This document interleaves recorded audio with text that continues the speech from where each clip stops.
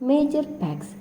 After wars between India and Pakistan in 1965 and 1971, both the countries affirmed or declared the need for negotiated or arranged a peaceful settlement of dispute to the agreement. So in January 1966, Tashkent Agreement was signed between Lal Bahadur Shastri of India and Ayub Khan of Pakistan.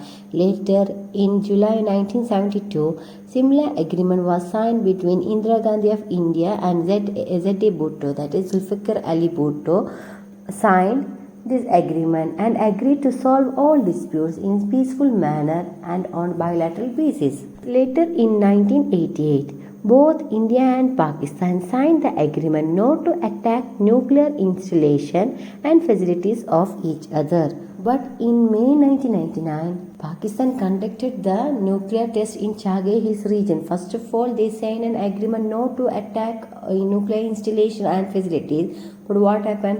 In 1999, this Pakistan conducted the nuclear test at Chagay Hills region. Though this has been reiterated means repeated by successive government, means upcoming government in India and Pakistan. The infiltration by well-armed Pakistani troops across the line of control, LOC, continued. That means, so here infiltration tells that Pakistani soldiers disguised or changed their appearance as a Kashmiri militants into the position on the Indian side of LOC. So LOC or line of control that does not constitute legally recognized international boundary, but it is a boundary or line that controlled by Indian and Pakistani army, and it is a part of formerly princely states of Jammu and Kashmir. Thus the infiltration by well-armed Pakistani troops across the line of control continued. After the meeting in Lahore, that is in Pakistan, between Indian Prime Minister A.B. Vajpayee, Atal Bihari Vajpayee and Pakistani Prime Minister Nawaz Sharif in February 1999, with Vajpayee's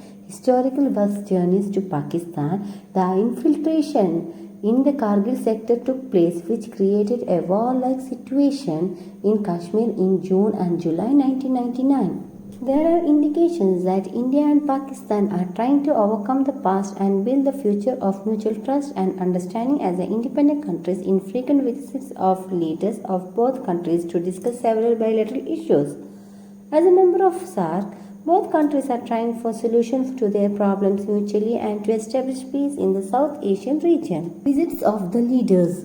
In 2001, President of Pakistan Parvez Musharraf met the Indian Prime Minister at Agra to improve the relationship between the two countries, but it was not fruitful, but it was not at all agreed. In 2004, the meetings of foreign secretaries set up a hotline. Hotline means a direct telephone lines between head of the government, which aimed at preventing misunderstandings. After Dr. Manmohan Singh assumed as the Prime Minister of India, both India and Pakistan developed mutual confidence building measures, that is CBM.